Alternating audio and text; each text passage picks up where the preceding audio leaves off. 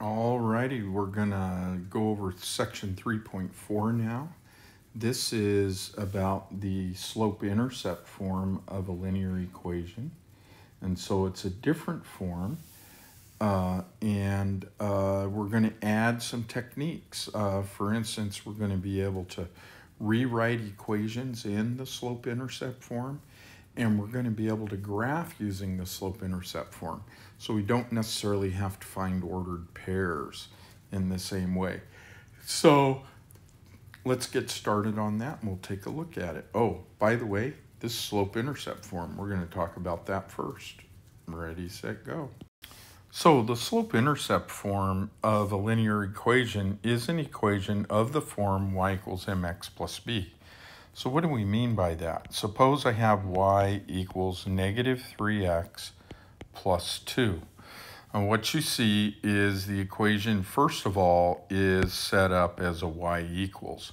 If it's one y equals, then we're generally in slope-intercept form. Then the rest of it is a linear equation where you have some number times a variable x, and then you're going to be adding or subtracting another number. So anyway, if an equation is in this form, we call it slope-intercept form. Now, the number that is multiplied by the x is going to be the slope in every case. So we would say the slope is equal to negative 3. That's, by the way, is why we say mx. We're using the symbol for slope. And then the constant in the equation, the 2, is the y-coordinate of the y-intercept. The y-intercept is the ordered pair 0, 2. Okay? And so that y-coordinate 2 is where the line intersects the y-axis. And so, given these two things, each time we then can write a slope-intercept form. So for instance, suppose I say the slope of a line is equal to 11, and I say the y-intercept is the ordered pair 0, negative 3. Then I can write the equation of the line. I have y equals mx plus b. So it's y equals 11x, the slope times x, minus 3, and then I add the y-coordinate of the y-intercept. All right? And so m and 0b.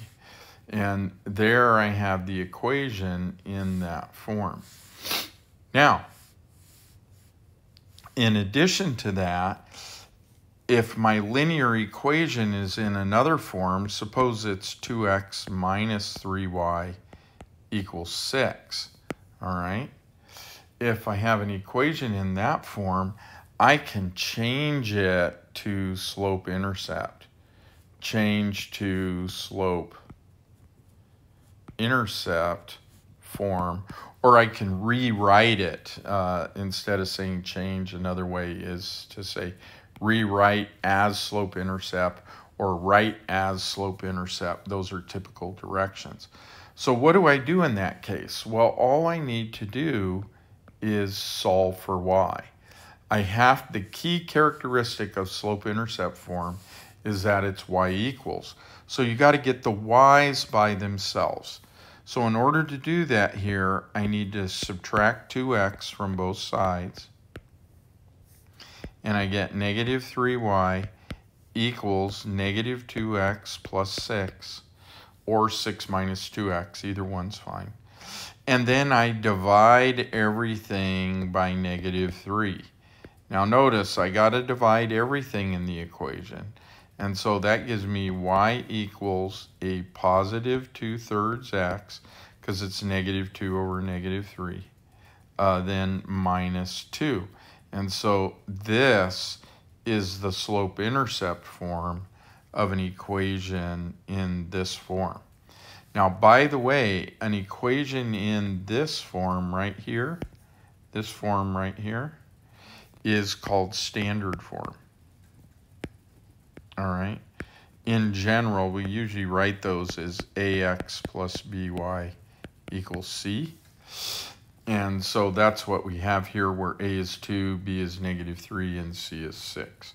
So we're in standard form, and we're rewriting it in slope-intercept form. And this is fairly common process in algebra, and we have to do it quite a bit. Let's do another practice problem or two. So the directions for this problem are to put it in slope-intercept form. Ready, set, go. Okay, we're back. Let's, hopefully you paused the video and did that. If you didn't, do it now before I start. All right, let's put this into slope-intercept form, okay, which is what the directions ask. And so that means I need to put the y's by themselves. So I'm going to subtract 5x from both sides. And I get -2y equals. Now notice 10 and 5x are not like terms. So I can just write -5x plus 10 or 10 minus 5x. Either one's fine. Then I divide by -2. And I end up with y equals 5/2 x minus 5. So I'm just simplifying the fractions in each case. And this is slope-intercept form. Okay? Now, the next thing you have to do with that is you have to graph it. So how do we graph using slope-intercept form? Well, the only two things we know is the slope is equal to 5/2 and the y-intercept is equal to 0, -5. Oh, here's an ordered pair, so I can use that to help me graph. So 0, -5 will be right here. So I have 1 point. So in order to finish this problem, I either need to find another point. Well, that's what I need. In order to draw the graph of a line, I always need another point. So when you're in slope-intercept, you automatically get 1 point. That's the y-intercept. So the question is, how can you do it? And the way we find another point is we use the slope. Remember, the slope is rise over run. So this slope here is a positive slope. So I know that my line, I'm going to count rise, run, and the line has to look like this because it's got to go uphill from left to right. Remember, that's a positive slope. If it was a negative slope, then I would go up and count the other direction, and that would give me a negatively sloped line. So in any case, this is a positively sloped line. The rise is 5, so I go 1, 2, 3, 4, 5. And the run is 2. That gives me another point, and therefore I can graph the line. Okay? So let's have you give it a shot and see if you can do that. All right, here's a line. I want you to graph this line using the slope-intercept technique, okay? So don't find another ordered pair. Use the slope-intercept technique that I just did. Ready, set, go.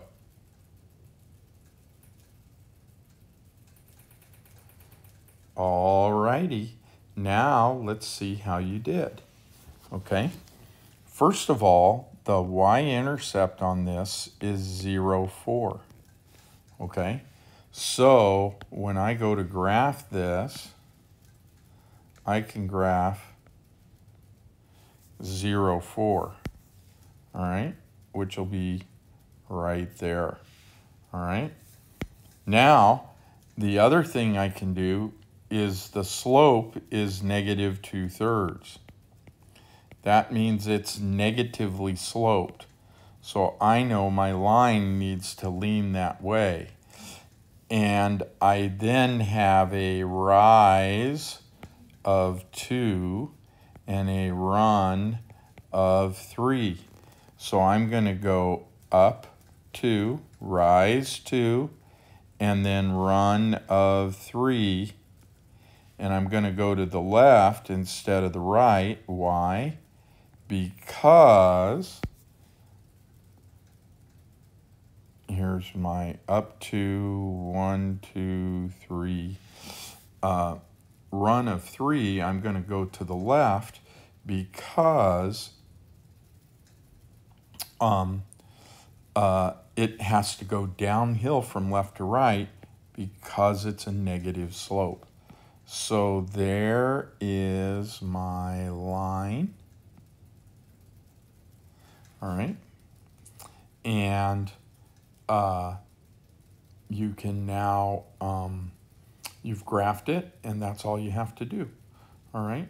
Now, notice we can check this. I should show you this. How can you check to make sure you're right? All right.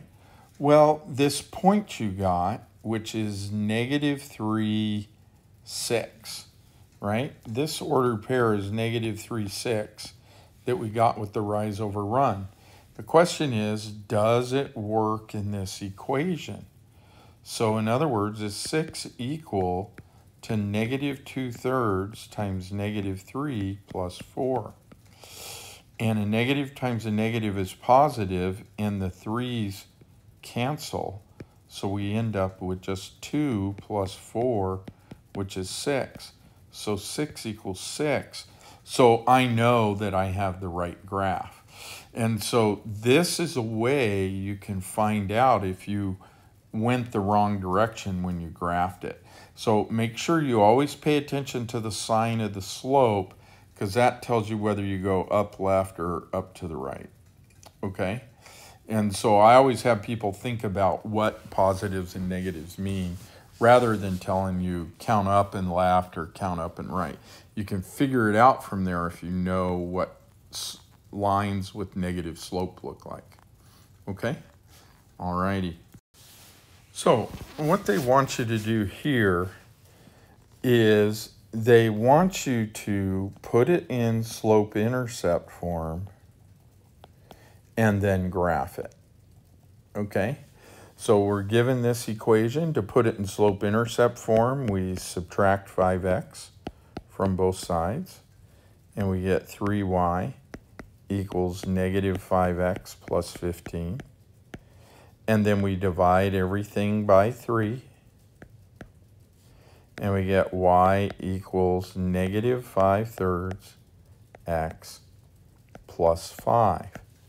So we have a y-intercept of 0, 5, and we have a slope of -5/3. Okay?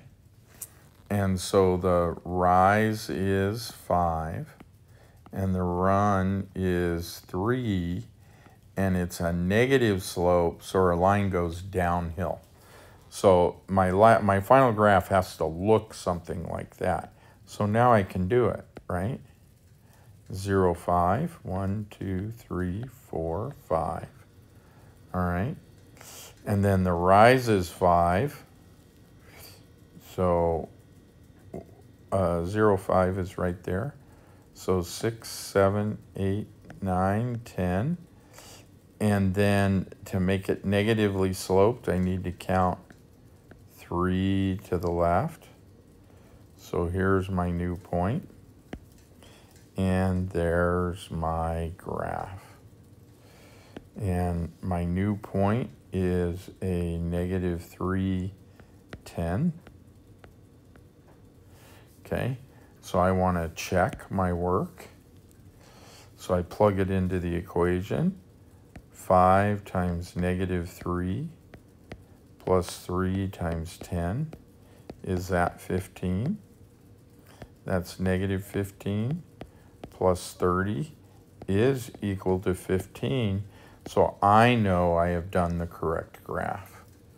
And so here's 1, 2, 3, 4, 5. count up, and then 1, 2, 3. And there was the 2 points. And so now I know I've drawn the correct graph.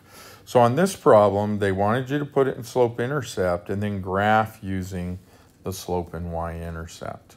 Okay? Now, just so I can show you what we've done before, I could have graphed this using our old methods, right? Our old methods, I had 5x plus 3y equals 15. I could have done x and y intercepts. So let x be 0, then I get 3y equals 15. So that means y equals 5. And if I let y equals 0, then that means I get 5x equals 15. So x equals 3. And so I would have had 1, 2, 3, 4, 5, 1, 2, 3. And there would have been my 2 points. Now notice it's a different 2 points, but it's essentially the same line that I have over there.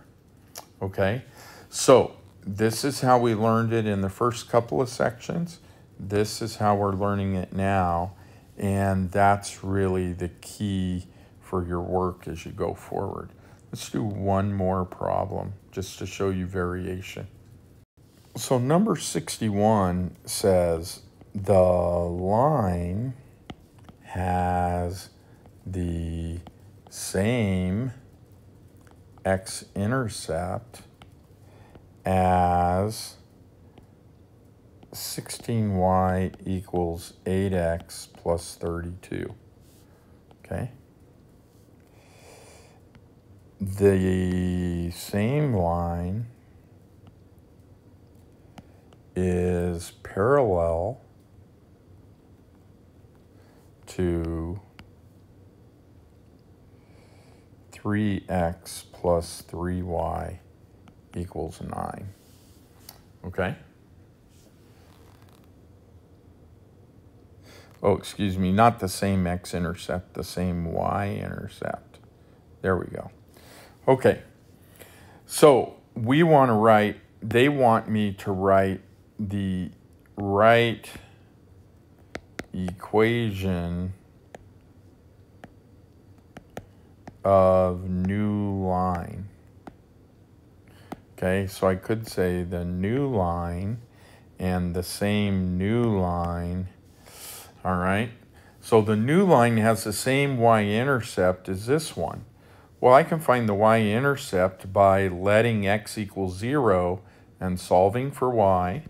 So there are 2 ways to do that first part, 2 ways. Right? We could say let x equals 0, and we get 16y equals 8 times 0 plus 32. So 16y equals 32. And then we divide by 16. So y equals 2. All right?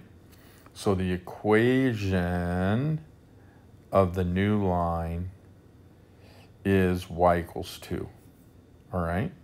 Or, excuse me, the y-intercept of the new line is y equals 2. So this would be the y-intercept, 0, 2. Or we could have done it this way. So remember, this was the first method. This is what we learned in earlier chapters, what a y-intercept was. The other way we could have done it is we could just put it in y-intercept form. So I'd have 16y equals 8x plus 32, and I could have just divided everything by 16. So I get y equals 1/2 x plus 2. And this also gives me a y-intercept of 0, 2. So the equation of the new line has a y-intercept of 0, 2. So that's the first part of the problem. All right. So the second part is the same line is parallel to this one. All right. So now we're using that information, parallel. Okay? So what does parallel mean? Parallel means same slope, right? So the new line has the same slope as this line right here. So what we need to do is find the slope of that line. Now, there are two ways to do that as well. First, the easy way. Just put it in slope-intercept form. So I start with 3x plus 3y equals 9. I subtract 3x from both sides, because to put in slope-intercept, I have to isolate the y. So I get negative 3x plus 9. And then I divide everything by 3. And I end up with y equals negative 1x plus 3. So the slope of this is negative 1. So the slope of the parallel line is negative 1. Now what's the other way you could have found the slope? Well, you just find 2 points. So we could find the intercepts. All right. So we have 3x plus 3y equals 9. And I could say, oh, xy. Let x be 0. Then I'll get 3y equals 9. So y will equal 3. And if I let y be 0, then I get 3x equals 9. So x is 3. So the slope is 0 minus 3 over 3 minus 0, which is negative 3 over 3, or negative 1, which is exactly the same answer we got using slope-intercept. So notice, there are multiple ways to get to the same information. Now we can answer the question, which is write the equation of the new line. We know the slope, we know the y-intercept, so we can say y equals negative x plus 2. Using our slope that we found because of parallel, and our y-intercept we found because it had the same one. So this is the answer to the question. Now, why did I go and show you 2 ways? Why didn't I just show you doing slope-intercept on both parts? And just show you, here's the fast way to do it. Because when you're doing these problems, what I want you to know is sometimes you can start off on a path and you'll still be able to find the information. So even if you start off on what may be perceived the longer approach, you can still do the problem correctly. Okay? And I wanted to show you both of those. But the key on this is that you could have just found slope-intercept of each of those 2 lines, grab the y-intercept from the one and this parallel slope from the other, and use those. Okay? So this is how your book is showing you to do it, these 2. But I wanted to show you the alternates because a nimble math student thinks in alternate ways if they need to. All right? That's all I have for you on the slope-intercept form. Good luck. Your homework is listed. It is not due until Wednesday. I want you to focus on the test. Okay? We're taking the test Monday. Make sure you take that. And then make sure all your homework for 3.1, 3.2, 3.3, and 3.4 are turned in on Wednesday, September 25th. You'll be all caught up then. Alrighty? See you later. Bye.